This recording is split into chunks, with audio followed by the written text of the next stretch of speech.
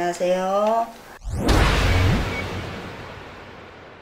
이제 2019년에 수능이 얼마 안 남아서 이제 아이들마다 특성은 다 다르기는 하지만 문과이과를 나눈다든지 이제 사주에 있는 거를 따라서 이제 원서를 쓰면 좀 실수가 적을 수 있거든요.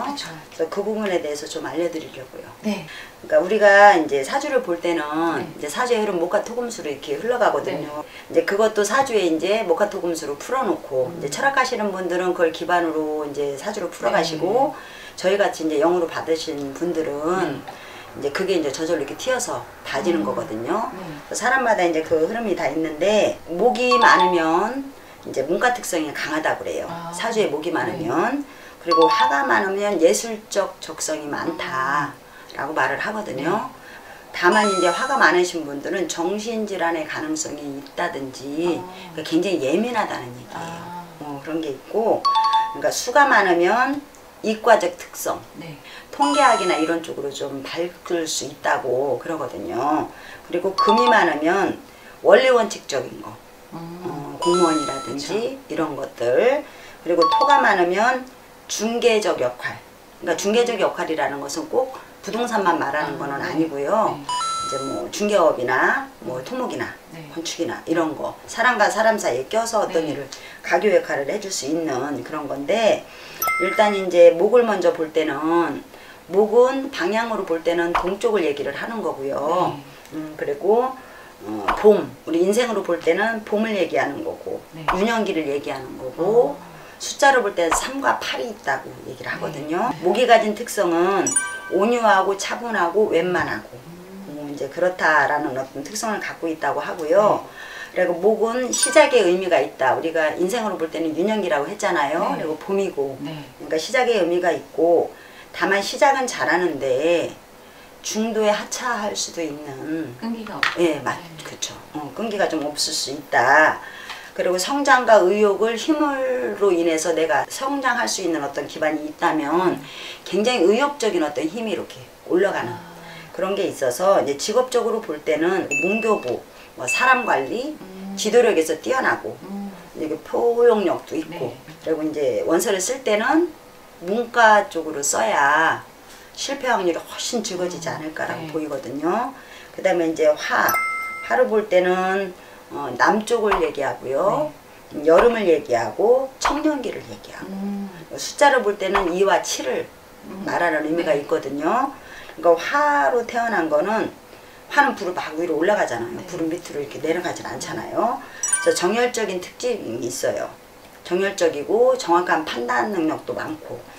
근데 이제 문제는 뭐냐면 화가 너무 많으면 예의가 없어지는 성향이 있어요. 오로지 나만 이렇게 불타오르기 때문에 그런 것도 있고, 이론을 중시하고 조급하고, 그러니까 많을 경우는.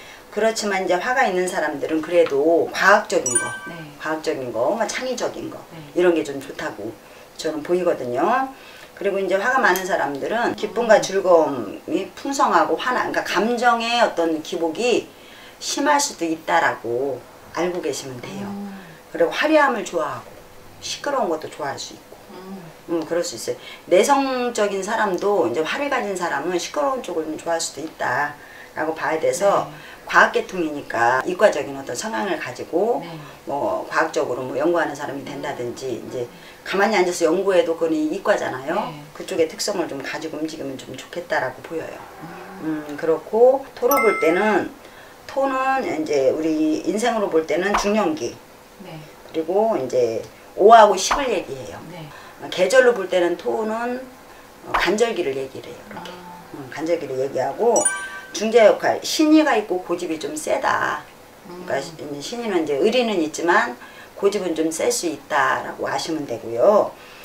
저축심도 좀 강하고, 근데 반면에 한쪽으로는 한 번에 이렇게 탕진하잖아. 그런 것도 좀 많을 수 있어요. 그럴 거고, 그러다 보니까 약간 구두쇠적이고, 남한테는 구두쇠 역할을 할 수 있어요. 하지만 자기한테는 많이 쓸 수 있어. 그런 거를 갖고 있다라고 봐야 되고, 토가 갖고 있는 거는 농수산물 쪽이나 은행이나 증권이나 이제 그런 쪽에 금융계통의 일을 하면 좋겠다. 토를 이제 더 섞어드린다면 건축이나 토목이나 네. 부동산이나 네. 그것도 토를 많이 가진 사람 특징 중에 하나 그쪽의 직업이라고 네. 보여요. 그런 쪽으로. 그래서 이제 그거를 잘 해서 선별을 해서 이제 원서를 쓰시면 좋을 것 같고요. 그 다음에 금에 해당하는 거는 사와 구를 말하고 네. 가을을 말하고 서쪽을 말하고 이렇게 얘기하거든요. 그리고 외부의 것을 내부로 끌어들이는 힘이 있다. 그러니까 가을은 결실의 계절이잖아요. 네. 그러니까 뭐 태양을 먹고 뭐를 먹고 이렇게 해서 뭔가 이렇게 열매를 맺는 것 마냥 외부 것을 내 걸로 끌어들일 수 있는 그런 성질을 갖고 있다라고 아셔야 되고 또 솔직하고 대신 이렇게 직언을 한다라고 해서 호불호가 분명할 수 있어요. 그런 성격을 가진 사람들은 너무 좋다, 어떤 사람 너무 싫다 그쵸. 이렇게 할 수 있죠. 그렇게 하고 융통성이 대신 그러다 보니까 딱 부러지다 보니까 융통성이 좀 부족해요. 그래서 본인한테는 좀 손해가 날 수도 있는 그런 성격이기는 하지만 이런 사람들은 이제 고지고대로 일을 해야 좋아요. 그러니까 국방부 소속이 되는 군인이 된다든지 제복을 입고 사는 경찰이 돼야 된다든지 이런 거. 그리고 또 금은 이제 플러스 기질과 마이너스 기질을 명확하게 달라지는데요. 그러니까 플러스를 많이 가져간 사람은 그렇게 군인, 경찰, 뭐 소방관 이런 쪽에 그러니까 나라의 관청의 일을 본다고 그래도 이제 옷을 주는 그런 쪽으로 직업을 택하시면 좋고 마이너스적인 금을 갖고 있는 분들은 뭐 이렇게 쇠를 다루는다고 해서 뭐 우리는 그거를 현침살이라고도 하거든요.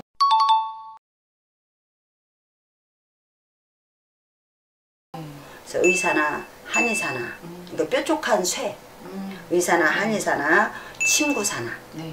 아니면 정육하는 정형사나 정육정형하는 거 있잖아요.